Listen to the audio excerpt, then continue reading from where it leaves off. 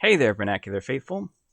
Redcoat here, and it's time for another solo chat.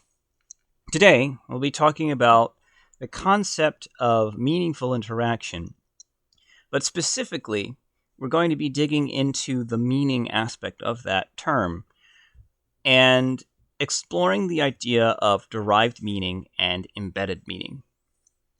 So, what do we mean by derived meaning and embedded meaning? So, first off, with derived. Now, I've lifted a term from calculus and pre-calc for this, which is, a derivation, where you take an equation and you represent it in a different way, and now you have this new thing that operates a little bit differently, but is still related in some way. So that's essentially a derivation. And this can be used in a more broad sense, where you can derive ideas from other ideas, you can derive concepts and things like that, where you can even look at something like, say, an invention where the incandescent light bulb, one could say that the idea of the fluorescent light bulb derives from the initial, at least, concept of what a fluorescent, of what an incandescent light bulb is. And this is a very, very broad concept of derivation. So when we're looking at meaning, the idea is that there might be a meaning embedded in a piece, but the meaning that you're getting is something that wasn't actually in there. It's more something that you have pulled out of the piece due to your personal context. And that's essentially that concept of the death of the author, where the author is long gone. They can no longer make a statement about what they were actually trying to do with the piece. So when people look at the piece, they have to figure out the piece's meaning on its own merits. And so people will interpret and sometimes misinterpret the actual meaning of the piece. And so even though the author of the piece intended it to be one thing, it becomes colloquially understood to mean an entirely other thing. And that comes from the phenomenon of derived meaning.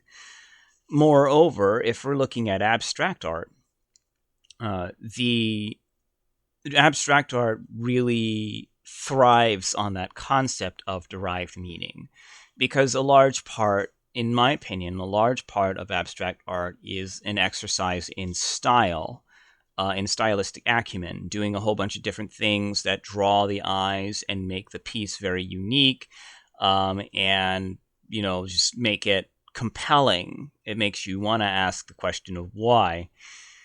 But in so doing, a number of abstract pieces, like I would say hyper abstract pieces, like things that really don't lean towards any particular messaging and are more just exercises in stylistic approaches or techniques. For these particular pieces, any meaning that is derived is derived. It is not necessarily embedded. Like there isn't necessarily a cue towards a particular statement. Like, let's say an abstract piece that is it's red and blue, and there's a line down the center. Now, what is actually embedded in this piece? Well, we have the color red, and we have the color blue, and then we have the black line down the center. And let's say that it's cobalt blue and fire truck red. Now, these elements by themselves, they don't really come together to give you something to figure out, per se. However, the personal context of the person coming to the piece may, in fact, give the piece a meaning. So, we're in a particularly interesting climate right now where I suspect The average person, when they hear red and blue, will immediately think of donkeys and elephants. You know what I'm talking about, politics. And so, in this current era, the derived meaning of such a piece, of a line down the middle, of fire truck red and cobalt blue, could be as a intimation of the idea of political strife and splitting, and that nary shall the twain intertwine, nary shall the two intertwine. However, that's a big reach. And really, you can only get there by making a bunch of assumptions. There aren't really any concrete clues in the piece to take you there. It really is just blue and red with a line down the middle. Because let's say we were in a different scenario where instead of dealing with political factions warring with each other, we were dealing with gangs. And one of the gang colors was blue, and one of the gang colors was red. Then the derived meaning of the piece, for the people who have that context, they would think of it as, oh yeah, well, it's the Crips versus the Bloods or whatever, I don't remember what color the Crips actually had, but anyway, but then again, you could have it looking at it from the context of a policeman. And they're like, oh, this is totally just the sirens on top of a police car. So you see, that's the concept of derived meaning. And this is the thing that people kind of get hung up on when they're talking about whether or not art is subjective or objective, which I can tackle at another point. But this is an important distinction to make between art that has an embedded meaning and art that, let's say, facilitates derived meaning, where ideally that's one of the things that abstract art does, is it draws you in, causes you to ask the question why, and you start contemplating, and it makes you run through a whole bunch of different thoughts, and ideally it makes you resolve certain things within yourself when you are dealing with it. So that's derived meaning in a nutshell. So now let's talk about embedded meaning. So embedded meaning is a lot more straightforward, at least in my opinion. It is essentially when the artist sets out to make the piece, they have something in mind.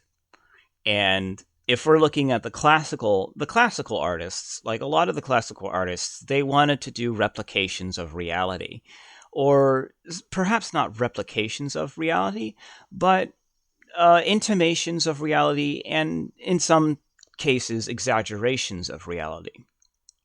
This is why you have all of those realistic paintings from the Renaissance era and a little bit beyond. They wanted to represent reality, and the way to do that is through various stylistic clues. And if they wanted to exaggerate reality, they can use certain techniques to embed certain meanings into the piece. I'm trying to think what would be a good example. I believe.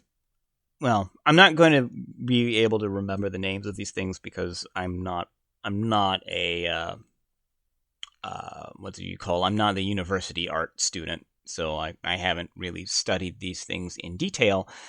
But there is a piece that is depicting the storm, a tumultuous storm, with all of the apostles in the boat, and they're all very, very worried. And the interesting thing about the piece is that there's a number of embedded meanings just in the way that it's presented, because there's a darker color palette, which immediately puts us into more of a worried state. The colorations and well, I've already mentioned the coloration, which is, deeper value, deeper gradient. And there's, in general, kind of a deep oceanish green, but it's a very, very deep green, almost black, that pervades the scene, and a little bit of a brown in the background. So it's a very dark piece. And this makes it so that the apostles themselves kind of pop, and each apostle has their own clothing and they have their own expressions, but they all pop off the piece, and particularly because they're all depicted as Caucasian, but that's more of a statement of the culture at the time. But they all kind of pop off of the piece, and the thing of it is that in addition to all of the color choices that we have, and this, we also have the arrangement where there's a large amount of the deeper colors surrounding the apostles as they are panicking, which immediately kind of puts us in a position of where, oh man, they have reason to be afraid. But in addition to all of that, we also have the element of the style of the piece, which is that it's a realism style. It's a realism piece, but it's slightly accentuated. Like the forms of the apostles are idealized. The ocean is beautiful in a sense, if that makes any sense to you. It's not,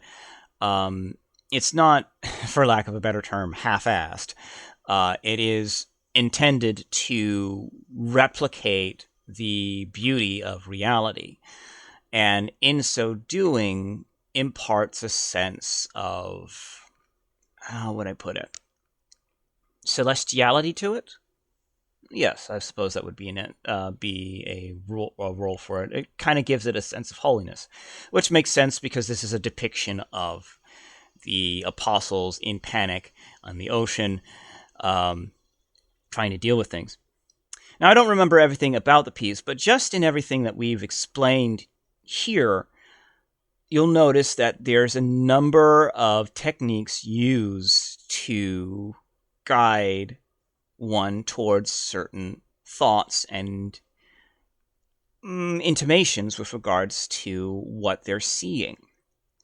So that's the idea of embedded meaning. And pretty much every piece that has some representation of reality in some way, shape, or form, or perhaps even some representation of unreality, has embedded meaning in it, if only so that the user can recognize what is being presented to them. Without that embedded meaning, it just becomes shapes and colors.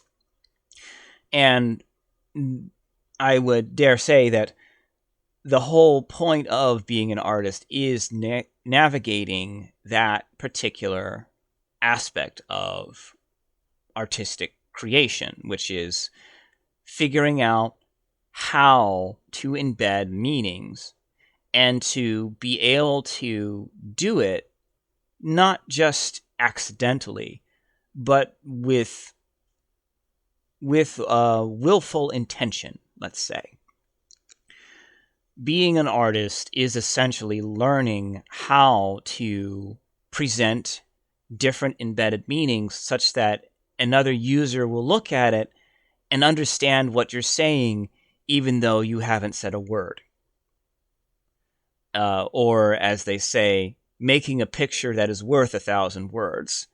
Being an artist is essentially learning that lexicon of verbiage such that you can present it and give that 1,000-word meaning to a person in one instant as an image or as a piece of work, such as a audio piece or a movie or any other thing. But I digress. That is the concept of derived meaning and embedded meaning. Derived meaning is the meaning that comes out of the user's context being superimposed on the piece. Embedded meaning comes out of the clues placed in the piece to direct the user towards a specific statement, idea, or concept. In this, we have the riddle that that comes from user interaction, specifically the riddle of what is this piece? What is it trying to say? And have I simply interpreted it in the way that I want to see it? Or am I actually seeing what the artist meant for me to see? That is a quandary that can usually only be answered while the artist is still alive, but incidentally, that is also the reason why art appreciation exists as a class, is because not all artists are still alive, and we still have a certain amount of value to accurately and effectively interpreting the pieces that are placed forth and left for us in the future. At any rate, that's all I have to say about meaningful interaction and the concept of derived meaning and embedded meaning. I'm not quite sure if there's anything else I have to say about art as a concept, but if I think of something, you can be sure that I'll record it and drabble at you for a certain amount of time. So if you like the sound of my voice, or at least you find that the things that I say are worthwhile, just tune in here and I'll be around. At any rate, it's time for me to sign off. So this is Redco, signing off. Play the games you want to play, boyos.